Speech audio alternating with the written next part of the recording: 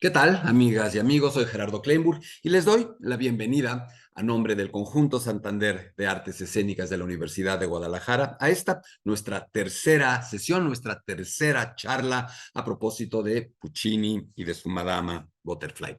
Tal y como comentamos en la sesión anterior, hoy arrancaremos hablando un poco de la personalidad. De la personalidad de Puccini, por supuesto.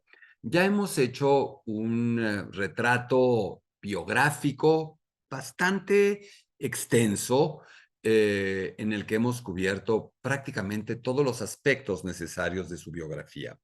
Ahora trataremos de completar este recuento biográfico con un retrato personal del compositor. Por supuesto que nosotros no somos nadie para atrevernos a describir su psicología, su psique con tal, o su inconsciente con tal precisión o autoridad.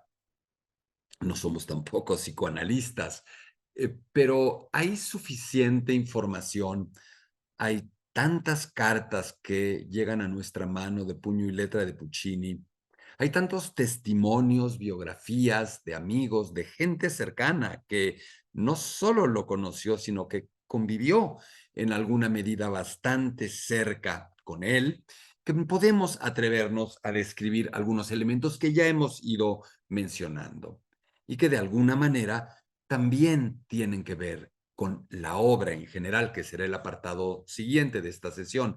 Hablar ya, hacer un recuento de su obra para, en última instancia, enfocarnos puntual y directamente en Madama Butterfly.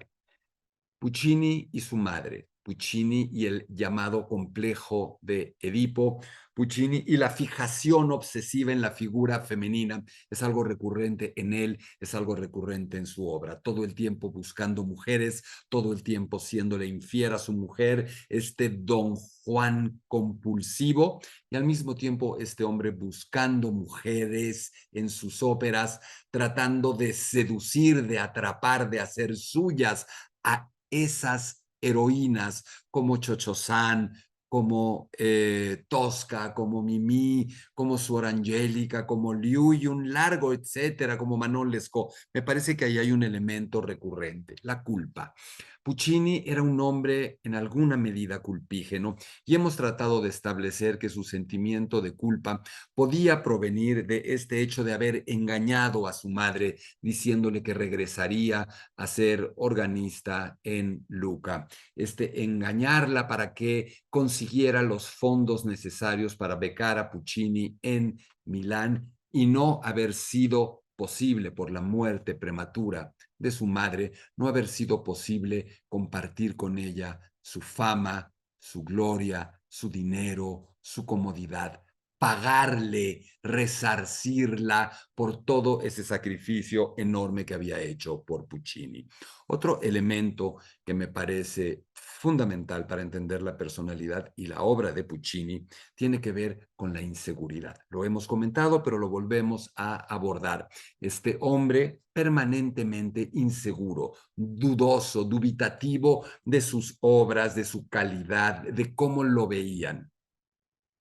Puccini había decidido no seguir un camino de modernidad musical radical, de un vanguardismo rupturista que hiciera eco de la nueva música europea, sobre todo de la germana, de alguna música francesa, en donde se abandonaban los cánones, la música era disonante, ríspida, intelectual, intransitable, complejísima, hiperintelectualizada para muchos. Puccini no se acercaba a eso, pero como dijimos, a partir de su proclividad hacia la tecnología, los aparatos que se inventaban, las lanchas de motor, los fonógrafos, los coches normales y de carreras de la época, era un hombre cercano a su tiempo y era un hombre que de una manera muy especial bebía, abrevaba de toda esa modernidad musical también, la segunda escuela de Viena, los Schoenbergs, el impresionismo de Debussy, la ruptura primitivista de Stravinsky van a aparecer en su obra, pero puccinianizadas, incluso el wagnerianismo, adaptadas a él, a su sentido de la teatralidad, a su cultura, a su temperamento, a la ópera, el contexto, la vocalidad operísticas italianas. Eso es lo interesante. Pero Puccini se sentía menos, temía que lo vieran como un músico de segunda, como un músico no elaborado, y eso le generaba inseguridad, inseguridad que se mostraba en esta dificultad extrema para escoger títulos, historias, obras de teatro, novelas que pudieran ser convertidas en óperas. Inseguridad para darle un toque final y definitivo al libreto sobre el que empezaría a escribir. No creo que su inseguridad tuviera que ver con su música. Creo que Puccini estaba muy seguro de lo que hacía. Le gustaba su música, le gustaba su estilo, pero en todo lo demás había una profunda inseguridad que también se mostraba personalmente en una enorme timidez. Conforme más famoso se hacía, conforme más celebridad se volvía y más rico era, más retraído se convertía, o en un ser más retraído se convertía. Se sabía muy guapo, era un hombre extraordinario, notablemente bien parecido, era un hombre que se vestía a la última moda, elegante, trendy, pero internamente él no era un galán como lo podemos imaginar. Era tímido pero seductor, era sociópata en algún sentido, aislado, no le gustaba convivir con la gente, no le gustaban las multitudes, no le gustaban los actos protocolarios y de PR, como se les llama hoy día, de relaciones públicas, los cócteles. Todo eso no era para él. No le gustaban los viajes a las grandes capitales europeas para ver el estreno o reestreno de sus óperas, para que lo alabaran, para hacer eso que todo el mundo ha tenido que hacer a lo largo de la historia en mayor o menor medida. Y es esta combinación extraña, insisto, de este hombre que ya en privado, ya en otras circunstancias, podía ser un auténtico cazador, como él mismo se llamaba, de una manera políticamente incorrecta y en todos sentidos incorrecta, un cazador de mujeres, pero solamente en la privacidad, solamente en la intimidad, no en esos contextos en los que era tan fóbico a la convivencia, si lo podemos llamar de esa manera. Era un hombre trabajador, era un hombre que, a diferencia de lo que había sido como estudiante durante su vida adulta, cuando acometía los proyectos, trabajaba rigurosamente, trabajaba con fuerza. Un hombre que además de esta rutina de trabajo, tenía su otra parte, un hombre del campo, un hombre de la naturaleza, un individuo al que le gustaba recorrer el lago en lancha, ir al bosque, caminar por los prados, hacer senderismo, un hombre que era un cazador completo, continuo, prácticamente profesional. Y se dice que aquellas personas con verdadera pasión por la cacería tienen algo que los psicoanalistas a veces han denominado como el complejo de Nerón, es decir, una suerte de proclividad hacia la crueldad, hacia cierta saña, en algún sentido controlada, encausada. Y me parece que esto, lo de ser cazador y lo del complejo de Nerón o la crueldad, nada tendrían aparentemente que ver con su obra en general. Yo creo que sí. Yo creo que de una manera bastante clara se parecen. Puccini, como buen cazador, tiene que ser paciente, ubicar a su presa, perseguirla, cercarla, fatigarla, tenerla a su merced para en ese momento poder disparar con certeza esa bala definitiva. Y Puccini es un cazador de nosotros. Nosotros, sus espectadores, somos esas otras presas. Nos persigue, nos envuelve con música, nos envuelve con la orquesta, nos tiende trampas con su vocalidad, nos tiende trampas con estas sensaciones de falsos finales o de adelantar parte de la música, foreshadowing, o de hacer recuerdos, flashbacks de las anécdotas o de la música, de generar motivos conductores que de alguna manera nos ponen en una suerte de ambiente familiar, nos bajan la guardia y entonces disparar la bala de la muerte de Mimí, del arrojarse desde un puente, desde la azotea del Castel Sant'Angelo de Tosca, desde el suicidio de Suor Angelica o de Liu o de Butterfly. Desde ahí Puccini dispara esa bala emocional final con la que termina siempre matándonos para nuestra felicidad, si me permiten jugar con esta especie de símil o de metáfora. Y la crueldad de torturarnos. Hoy voy a explicar a qué me refiero. Hoy todos conocemos las historias de las óperas de Puccini y si no las conocemos, las averiguamos, nos las explican, las leemos antes de ir al teatro a verlas. Pero Puccini le escribe estas óperas para un público real que va por primera vez a ver una ópera y como si estuviera viendo una película, se va enterando, va viviendo la historia en tiempo real, se sorprende, se estruja, se siente conmovido, se conduele por el personaje. Y Puccini es cruel con sus personajes, porque al ser cruel con sus personajes, es cruel con nosotros, los espectadores, y termina generando esta potencia, esta trampa, si me lo permiten llamar así, emocional, que tanto nos conmueve y que tan adictos nos hace a sus óperas. Puccini, el hombre que se designa a sí mismo en más de una ocasión como un erotómano irredento. Es decir, en alguna medida, Puccini acepta una suerte de adicción al sexo, una suerte de compulsión hacia una práctica que no logra controlar, acotar y que deviene permanentemente en esta serie de comportamientos infieles que involuntariamente terminan llevando a Puccini al atroz final emocional que describimos en nuestra charla anterior, a esta situación calamitosa, catastrófica, en la que terminó haciendo tanto daño, en la que terminó su cobardía, su silencio, su mala fama como mujeriego, cobrándose la vida de una menor de edad, de una inocente. Todo eso es también parte de la personalidad de Puccini.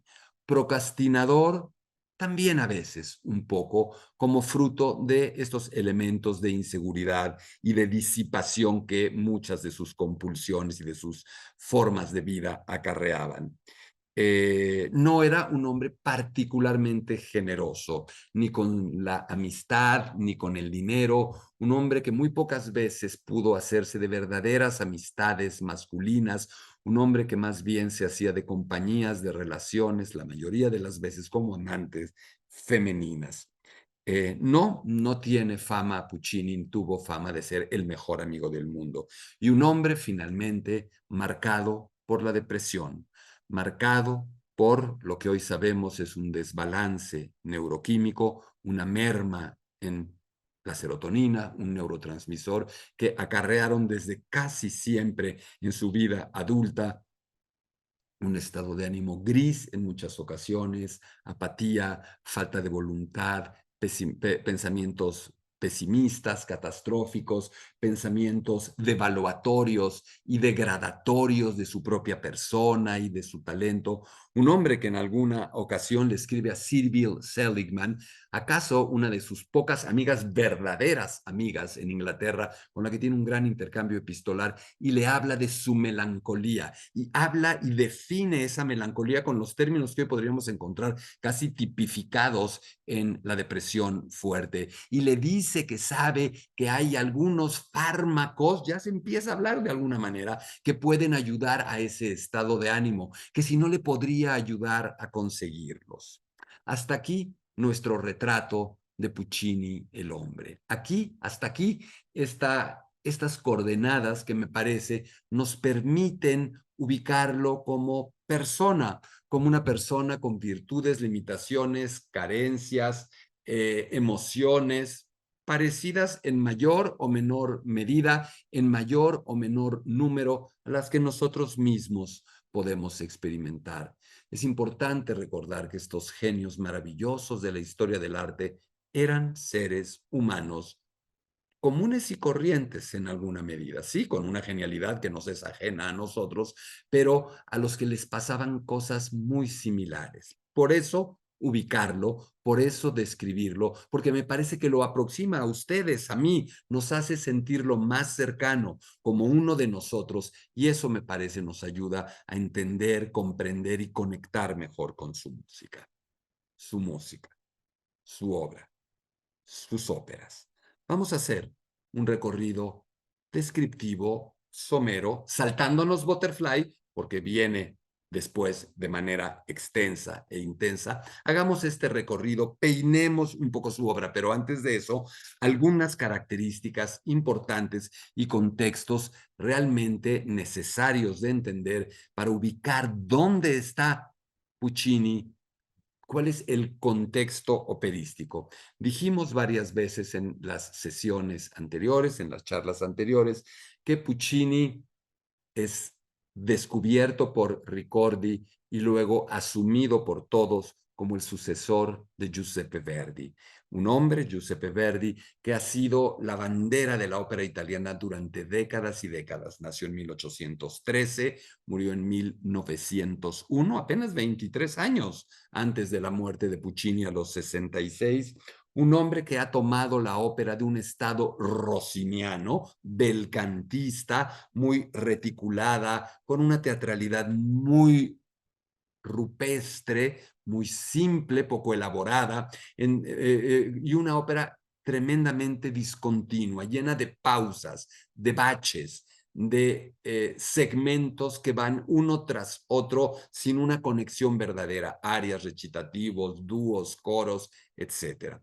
Verdi ha transformado esa tradición en una revolución teatral operística en la que esos números están cada vez más asimilados y en sus últimas óperas de manera completa, en Otelo y en Falstaff, completamente absorbidos por la continuidad teatral, musical, en donde todo parece ser ya un hilo, un arco narrativo y musical continuo, y donde si bien hay elementos que se pueden asemejar a arias o a dúos, todo parece estar permeado y escrito en una especie de recitativo medio hablado, medio cantado, profundamente bello, intenso y lírico, un estilo muy puntual de Verdi, al que hoy damos en llamar el estilo arioso, el arioso verdiano.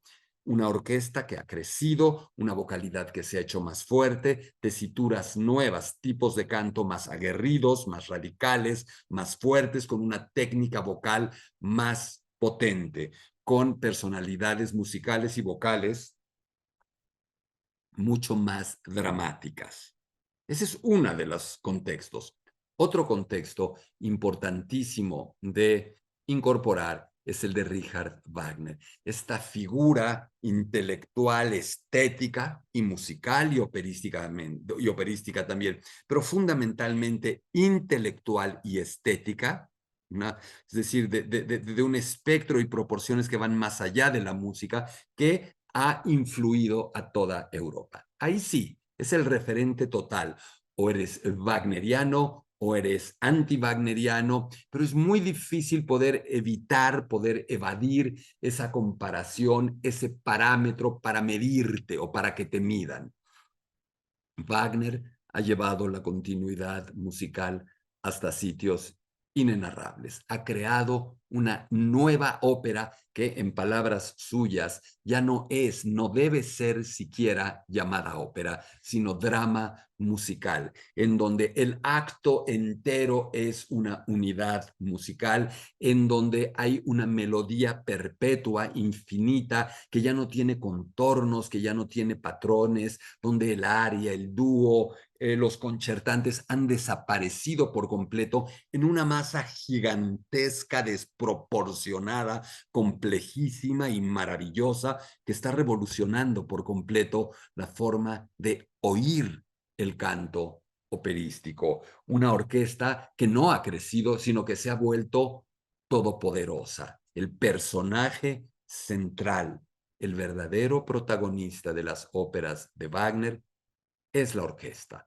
Es la orquesta la que cuenta, la que dice, la que matiza, la que nos habla de qué está pasando, qué sienten, cuál es el verdadero conflicto, llena de motivos conductores, cientos, miles que aparecen y desaparecen, representando con pequeñas células musicales un objeto, un personaje, un lugar, un conflicto, una interacción emocional, una emoción misma, algo extraordinariamente complejo, un canto que se ha vuelto extremo, un canto que para poder competir contra la orquesta ha tenido que sacrificar mucha de su belleza y se ha tenido que convertir en un canto para muchos sobreatlético, inhumano, de resistencia casi mortal.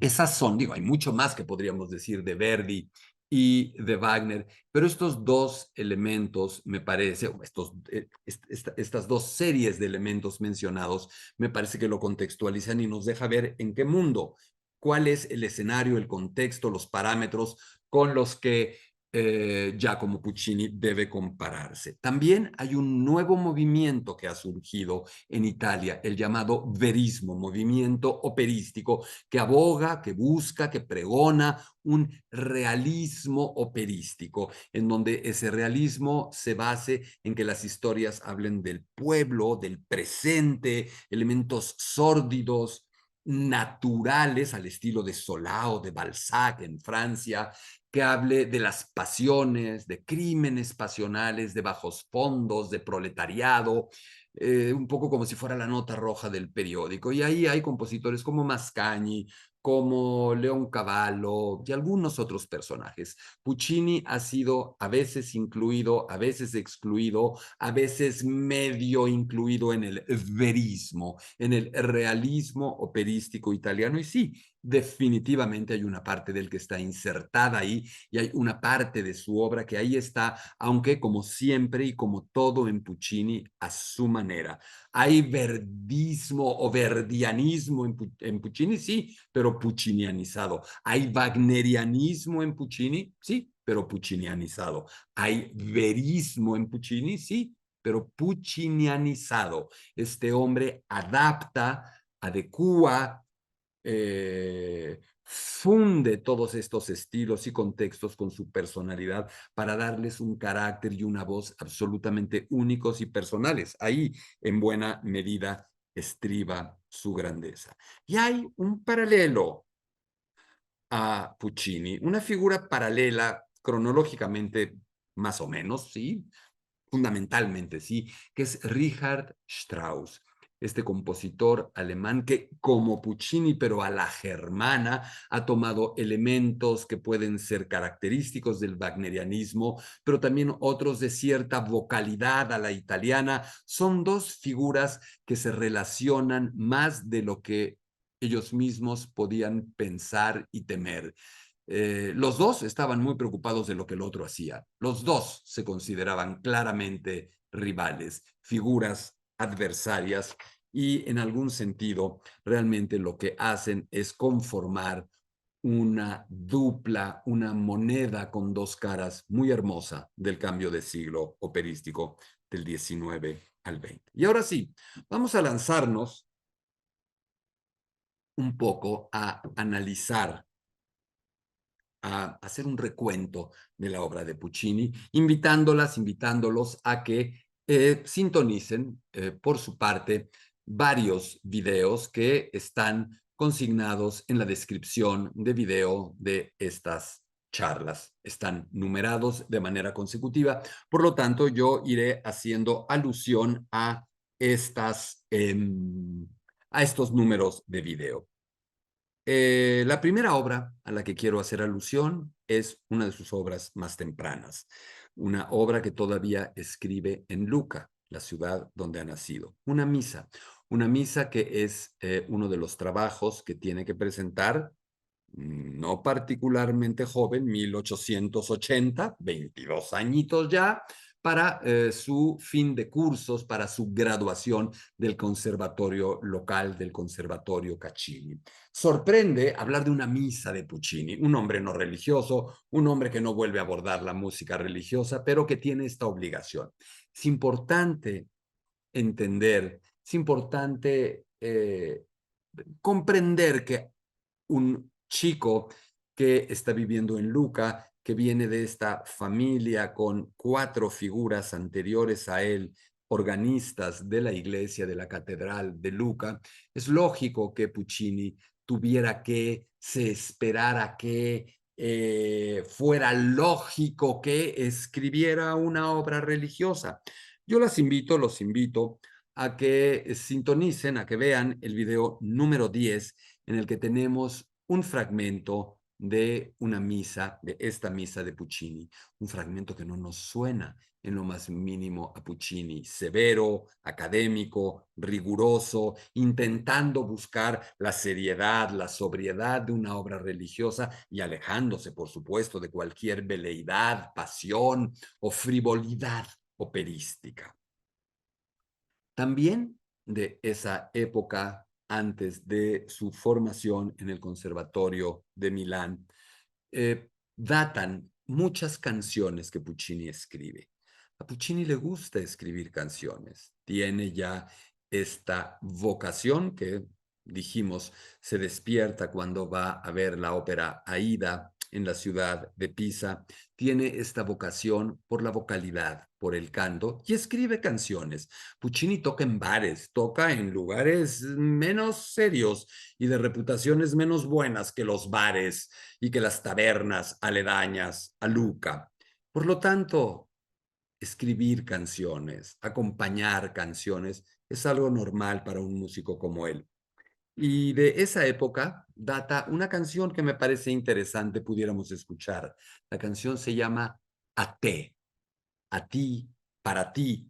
Es el video número 11 y es interesante porque un fragmento de esa canción será utilizado textualmente como parte de la melodía del aria inicial o de una de las arias iniciales, el Donna non vidi mai simile a te. Nunca había visto a una chica como tú, tan guapa como tú, del primer acto de la Manon Lescaut de Puccini, por supuesto, aria que canta el caballero de Grieux cuando es todavía un joven ilusionado, temperamental, romántico, antes de la gran tragedia y caída a la que lo va a llevar esta ópera maravillosa. Es interesante escuchar cómo Puccini ya genera una canción muy elaborada, muy en un estilo del que él podía seguir después. No tenemos a un piano haciendo chuntata y el cantante cantando una melodía bonita, no. Ya tenemos esta mezcla donde el piano, que hace las veces de una orquesta, tiene un discurso individual, complejo, elaborado, una voz propia, un canto propio, como la orquesta de Puccini lo tendrá, y el cantante se funde, se confunde con la orquesta, se mezcla, toma fragmentos de la melodía, entrega fragmentos de la melodía en un diálogo continuo que se va dando entre voz y piano o voz y orquesta en las óperas de Puccini. Por eso me parece interesante este video número 11, el de la canción temprana a te, porque nos muestra elementos muy claros de lo que será más adelante el estilo operístico pucciniano. Después, me gustaría saltar hasta la primera obra que le da cierta notoriedad a Puccini. La primera vez que el nombre de Puccini es mencionado en algún periódico, en alguna revista, en una crítica musical que además es favorable. Filippo Filippi escribe una crítica favorable de esta obra y Filippo Filippi había sido ya uno de los críticos importantes y respetados por Giuseppe Verdi, una autoridad. ¿A qué obra estoy haciendo alusión? No a una ópera, no a una canción, no a una obra que siquiera tenga voces, sino a una obra sinfónica, al Capricho Sinfónico que Puccini escribe en 1883, cuando tiene 25 años, y que está ilustrado por el video número 12 que pueden oír en fragmentos o totalmente. Video número 12, 1-2. Es una obra que Puccini debe escribir como una especie de tesis para el final de cursos de composición en el Conservatorio de Milán. Recordemos que ha sido maestro, alumno de Bazzini, en términos de orquestación y composición, de Ponchielli, en términos operísticos. Y esta obra es una obra que Puccini decide escribir. No decide escribir una cantata, una misa, un te deum, no, una ópera, no. Decide graduarse escribiendo una obra sinfónica. Y esto es interesantísimo porque muestra y demuestra que Puccini tenía, y que sabido era que tenía, enormes dotes y talento para la orquestación. ¿Qué es eso de tener talento para la orquestación, de ser un gran orquestador?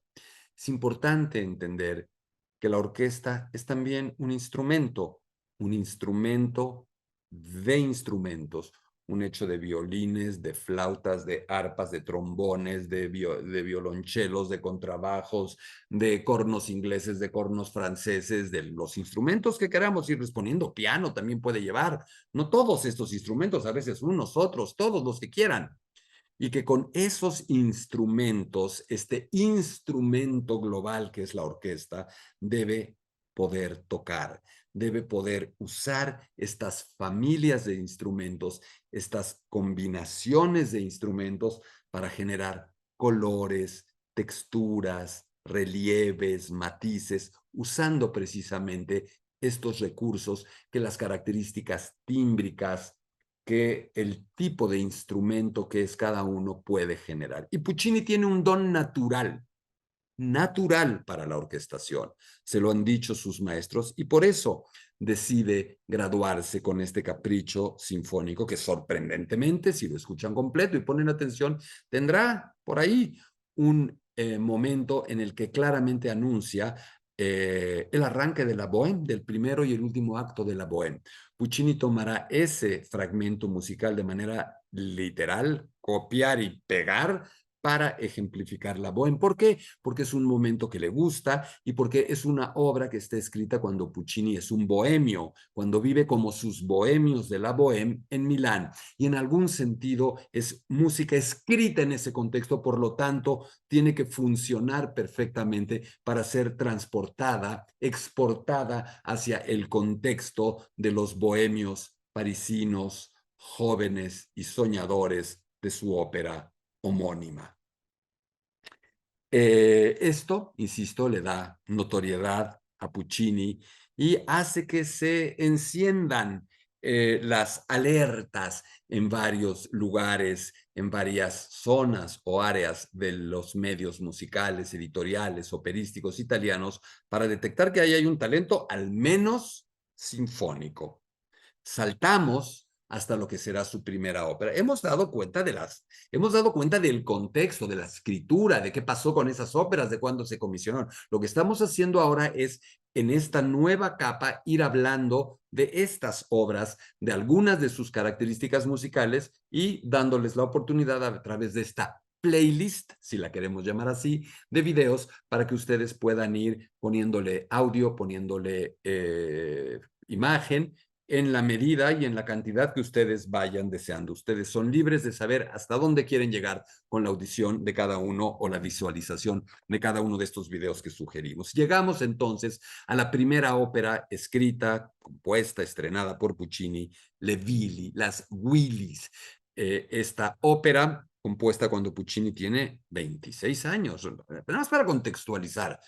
Mozart muere a los 35 años. Puccini, a los 26 años Mozart tenía escrita una cantidad sustancial de su obra, operística, instrumental, concertística, sacra, etc. Nuestro amigo Puccini a los 26 años, en 1884, apenas está logrando tener su primera ópera, que es una y otra vez un fracaso bastante notorio. Yo les sugiero que en el momento en que ustedes consideren puedan ver y escuchar dos videos, el numerado con la cifra 13 y 14, los videos 13 y 14 de la serie de videos incluidos en la descripción de esta charla, para que puedan ilustrar esta ópera Le Villi, el área del tenor, el área de la soprano. Y es interesante porque justamente es la carta de presentación de Puccini, y es una carta de presentación notable. No todos los artistas de la historia de cualquier arte han sido capaces de mostrarse ya con su voz, con su imagen, con sus características, con su estilo perfectamente definido, como lo hace Puccini desde esta su primera ópera. No es necesario más que escuchar unos cuantos compases de Puccini para darnos cuenta de que esto es Puccini. Suena a Puccini, huele, por decirlo de una manera metafórica, a Puccini esta música. Eh, claro, nace con una ópera que no le va bien, con un tema que no le funciona, que él no ha escogido, pero donde puede dar rienda a su sinfonismo, aunque tiene que incorporar algo de ballet. El aria del tenor que pueden ustedes escuchar es maravillosa, es bellísima, juega ya con este entrelazarse de la música y la voz en Puccini, con estos ecos donde de pronto la voz canta y la orquesta parece hacerle un eco a la melodía o a un fragmento de la melodía y viceversa. Todo esto es particularmente atractivo ya en esta ópera, aunque no sea una ópera exitosa. Y lo mismo sucede y sucederá con el área de la soprano, en donde tenemos ya esta voz, en el sentido más amplio de la palabra voz, de la heroína pucciniana, dulce pero fuerte, lírica pero tierna, amable pero con potencial dramático. Todo eso está ya presente y sobre todo el elemento de la melodía pucciniana, la belleza de estas melodías que Puccini se saca no sabemos de dónde. La melodía, la capacidad de escribir melodías bellas, es un misterio. Ese sí es un don, ese sí es un regalo de los dioses, si lo queremos llamar así. Nadie puede estudiar, aprender, trabajar, hacer ejercicios para lograr escribir melodías bellas. Esas vienen o no vienen, llegan o no llegan. Y ya en una obra como Le Billy y en las dos áreas que están ejemplificadas con los videos que mencionamos, podrán ustedes darse cuenta de que tenemos ya las características melódicas, bellísimas, entrañables de Puccini. La siguiente ópera no la vamos a representar con videos, tampoco vamos a hacer una de cada una, o tampoco vamos a recomendar ni abundar en cada una de las óperas, y nos estamos refiriendo a la segunda ópera, Edgar, del año 1899, cuando Puccini tiene ya 31 años y que marca otro bastante marcado fracaso, ya no solo de Puccini, sino de Ricordi, su editor, que sigue impulsándolo. Nos la saltamos y llegamos al primer cañonazo pucciniano, al primer éxito rotundo, meteórico, que lo pone en los cuernos de la luna de un día a otro. Manon Lescaut. 1893, 35 años. Dos videos que les recomendamos. La tremenda, dramatiquísima aria con la que termina uno de los actos de esta ópera, el A non vavicinate, no, no se acerquen, de Grieux, precisamente, el video número 15, y un fragmento no pequeño del conmovedor y emotivo y dramático acto final, video número 16, videos 15 y 16 para ejemplificar Manon Lescaut.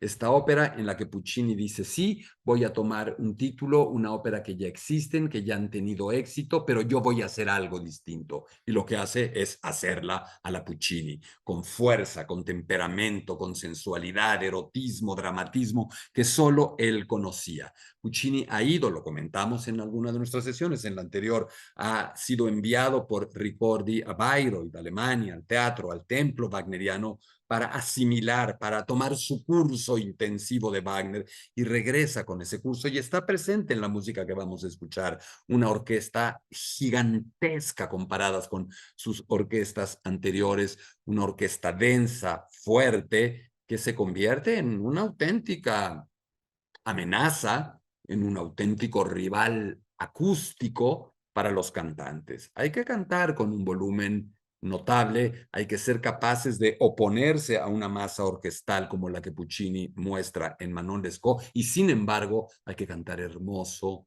bello, con matices. Es Puccini con una orquesta que de pronto aquí se acerca un poco a lo wagneriano. Ya que hablamos de Wagner, hay elementos, fragmentos que van repitiéndose. El A non va vicinate del video número 15, que las invito a ver, termina con esta gran fanfarria de la orquesta, que no es sino el motivo conductor, el leitmotiv del destino, que ha sido manejado, cantado o expuesto por la orquesta desde mucho antes y que aquí encuentra uno de sus momentos apoteósicos. Insisto, siempre dentro de una vocalidad muy enérgica, pero increíblemente pucciniana, intensidad extrema y creciente. Y algo más, esta pasión que tendrá Puccini, uno de los elementos característicos, y que en Butterfly lo veremos llevar al extremo, por los ambientes, el exotismo, pero más que el exotismo, los ambientes.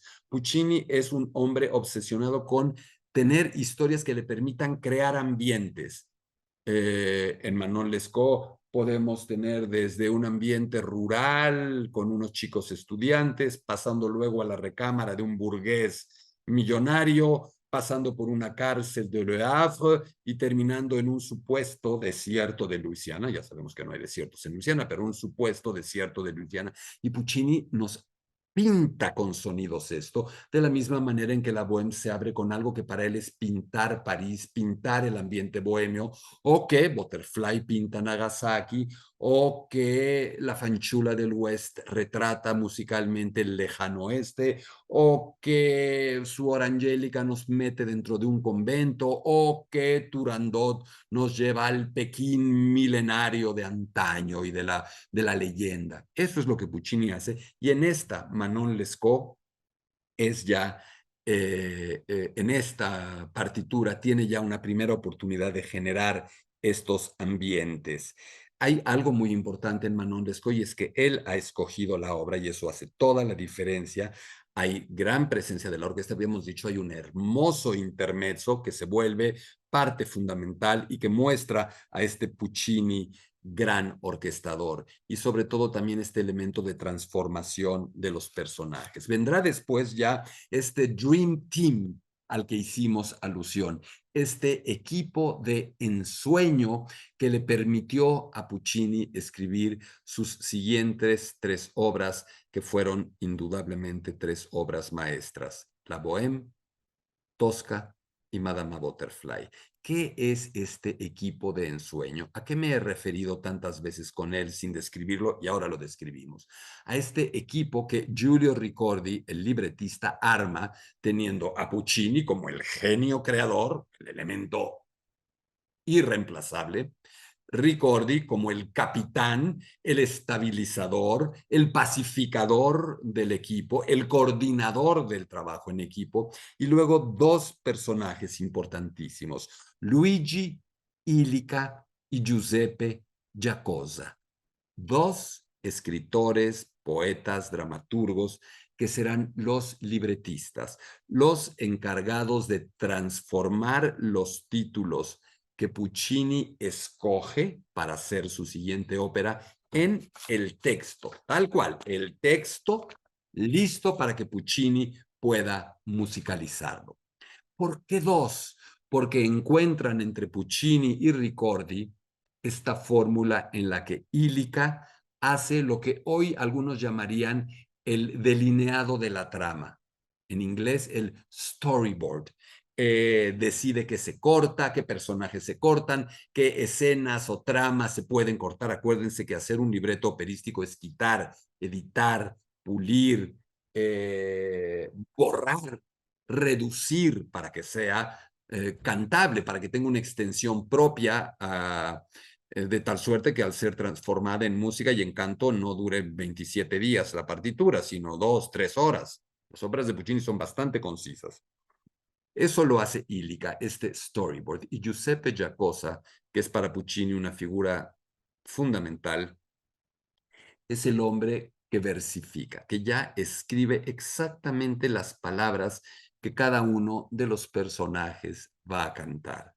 Y esas palabras, amigas, amigos, estarán de acuerdo, son ya la primera parte de la música. Esas palabras, esos versos, esa rima, esa métrica, es ya música, como lo es la poesía. Y es música a partir de la cual Puccini trabaja. Este es el equipo maravilloso que se logra. Un equipo maravilloso que es un infierno por dentro. Puccini se la pasa, como lo comenté en la sesión, en la charla anterior, torturando a sus libretistas hasta tener el producto que él quiere, que ya le permite, porque está componiendo mentalmente, que ya le permite tener la obra lista para ser musicalizada vertiginosamente.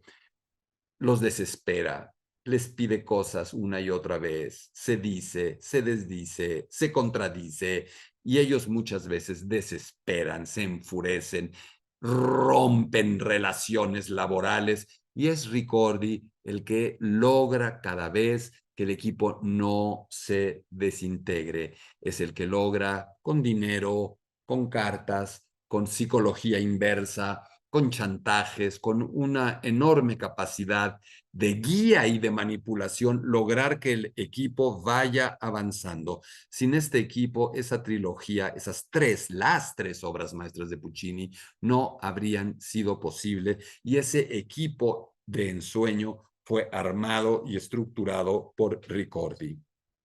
De este modo, esta trilogía a la que haremos ahora referencia, sí, fue compuesta por Puccini, pero fue fruto del trabajo de un equipo integrado por Ricordi, Illica, Giacosa y, por supuesto, el propio Puccini.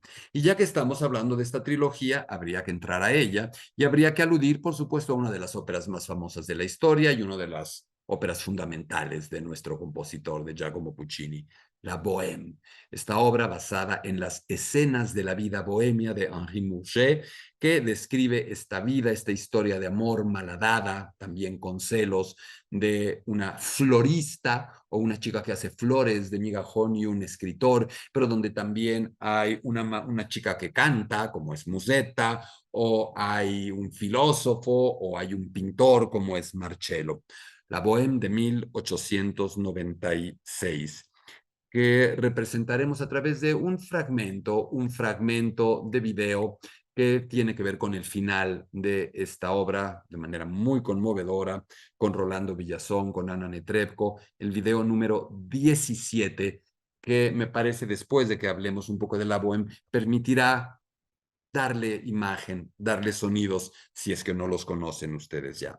Como habíamos dicho, la Bohème será siempre una obra también autobiográfica, un retrato, un autorretrato de Puccini, que con esta obra rinde homenaje, abraza, le hace un guiño a su propia etapa de bohemio en Milán, viviendo en un departamento cuya renta no podía pagar, teniendo sus roomies bohemios, como era Pietro Mascagni, el autor de Caballería Rusticana, con el que primero tuvo una linda amistad, y luego, en esta dificultad de Puccini de mantener, de tener, de cultivar relaciones amistosas con hombres, esta relación también termina mal.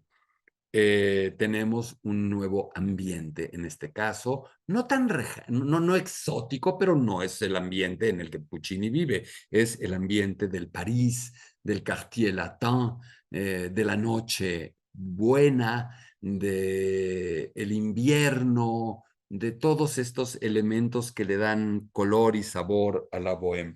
Pero sobre todo, lo que hace con esta ópera es descubrir algo con lo que después él se va a autodesignar. Las pequeñas cosas, los detallitos.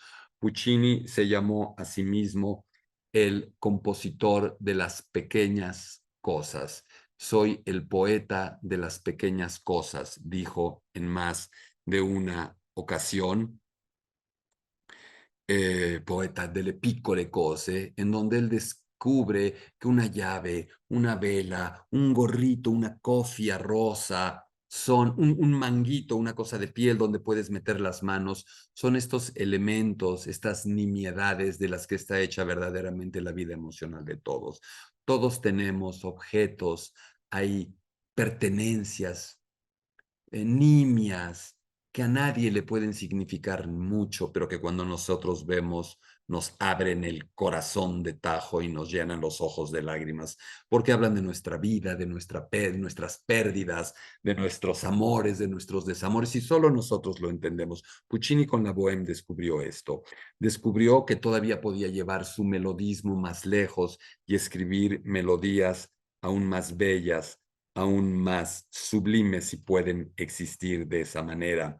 Entendió también que podía generar flashbacks y forwards, si queremos llamarlo así, que podía con su música anticiparse al cine y llevar la escena al recuerdo o a la anticipación de lo que iba a suceder, utilizando fragmentos enteros de melodías, fragmentos enteros que había usado en el primer acto. En el fragmento que los estoy invitando a ver de video, justamente va a haber una serie de flashbacks de recuerdos melódicos y anecdóticos del primer acto. Ahora bien, es una ópera en donde todos estos recursos son ahora aplicados con sutileza, con ternura, con una profunda y dulce empatía hacia sus personajes. Esta Bohème es una ópera de crecimiento, de transformación, de estas obras, como algunas películas, como algunas novelas, en las que realmente lo que se muestra es como un o varios personajes se transforman, crecen, maduran y generalmente el 100% de las veces es a través de la pérdida y es a través del dolor. Como dirían los estadounidenses, no pain, no gain. Si no hay dolor, no hay ganancia. La pérdida y el crecimiento son la verdadera historia de la Bohème. Pasamos a la segunda ópera de esta trilogía, que fue La Tosca de 1900. Esta ópera que está situada 100 años antes, en 1800, en la Italia todavía con una influencia marcada napoleónica, donde hay un tirano, por primera vez un gran barítono pucciniano, el barón Scarpia, en donde se alude además a una cantante, una ópera sobre una cantante, Floria Tosca, y donde hay también un pintor, Mario Cavaradossi. En este momento estoy cayendo en la cuenta de que en su ópera anterior también había una cantante que era Musetta y había un pintor que era Marcello. No me había dado cuenta hasta este momento, se los juro. Pero bueno, en esta Tosca tenemos ahora algo mucho más intenso, mucho más escabroso, mucho más bombástico en muchos momentos de lo que fuera la Bohème, por supuesto. Y tenemos todos los atributos y características que ya hemos mencionado, reforzados, intensificados, no tenemos que mencionar más, pero ahora, sobre todo en el segundo acto y el video número 18, nos presentará fragmentos de este segundo acto, un verdadero thriller, un momento vertiginoso de continuidad dramática maravillosa, donde hay acontecimientos sorpresivos, donde hay una trama de intriga casi policíaca, de tortura, de heroísmo que vamos siguiendo. Absolutamente genial. Segundo acto de Tosca es uno de los momentos más geniales de toda la producción pucciniana y por lo tanto de la historia de la ópera italiana. Es un acto absolutamente único. Tenemos elementos de realismo, así como en la Bohème teníamos el realismo de las pequeñas cositas, que es este realismo emocional de los seres humanos. Aquí en Tosca, por ejemplo, tenemos el hiperrealismo del acto final, en el que en el amanecer se oyen las campanas sonando alrededor del Castel Sant'Angelo, y sabemos que Puccini fue a escuchar esas campanas al amanecer, tomó notas para tratar de reproducirlas literalmente, o que cuando quería poner el Te Deum del primer acto, cantado por Scarpia, también se fue a escuchar los Te Deums que se podían cantar en esas iglesias para reproducirlos de la manera más exacta. Y crea dos personajes, tres personajes únicos y entrañables a su manera. Tosca, que es esta artista, a veces fuerte, a veces débil, a veces noble, a veces noble de nobleza humana, a veces caprichosa, veleidosa, un retrato muy acertado de la mujer, de alguien que conoce hasta el fondo la condición femenina. Cavaradossi, este héroe impecable, coherente de principio a fin, romántico, gran galán pucciniano, galán en el sentido vocal además, y por supuesto el jefe de la policía corrupto que quiere extorsionar sexualmente a Tosca, un malo, malo, malo como es el barón Scarpia, que se vuelve a su manera, por supuesto de una manera muy peculiar, entrañable también, si es que podemos designarlo de ese modo. No vamos a terminar con el recuento de la obra, no es una obra tan extensa en cuanto al número de óperas comparada con otros compositores, pero queremos irnos demorando así en cada una de las óperas. La tercera ópera de la trilogía, Madama Butterfly, compuesta en 1904, es, como podemos entender, una ópera de la que no nos ocuparemos ahora porque nos empezará a ocupar a partir de la charla siguiente y, por supuesto, durante la última charla en la que entraremos de lleno a una revisión anecdótica, musical, de recursos estilísticos por parte de Puccini. Creo que podemos terminar y culminar nuestra charla del día de hoy aludiendo a la Fanciulla del West, la chica del oeste, esta ópera en la que Puccini ahora se crea, se inventa, así como en Butterfly se crea esta Nagasaki, ahora en la Fanciulla del West se crea musicalmente este ambiente exótico del Far West, del lejano oeste estadounidense. Esto es un western. Puccini está inventando el western spaghetti o spaghetti western, no sé cómo se dice, mucho antes de que exista y de que cabalmente exista el cine, es 1910. Es una ópera enmarcada por la tragedia brutal a la que hicimos alusión en nuestra charla anterior y es una de las óperas más complejas de Puccini. Mucha gente dice, no sin razón, que es su mejor ópera en términos estrictamente musicales. Suscribo. Es la ópera más compleja, más moderna, más propositiva, en la que más incorpora los elementos de la modernidad y la vanguardia musicales de su tiempo.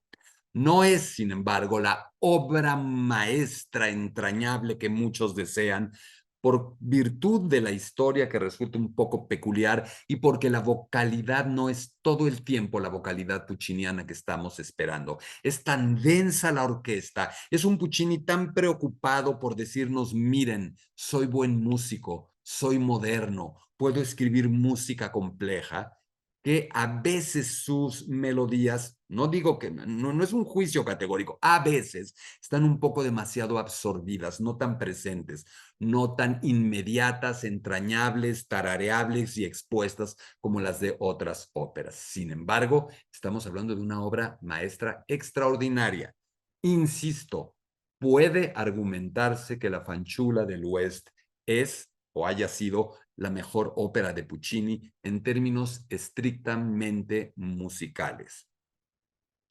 Video número 19 con un trailer en donde hay pequeños fragmentos de distintos episodios de la Bohème, perdón, de la Fanciulla del West, que les permitirán ponerle imágenes, ponerle sonidos a esta breve descripción de las características generales que acabo de hacer de este título. Así es que, así, con la Fanciulla del West, el video número 19 de nuestra lista de videos, culminamos esta tercera charla de nuestro Puccini y su Madama Butterfly. Ojalá que lo hayan disfrutado y que se conecten también para la tercera sesión de nuestras charlas. Hasta pronto.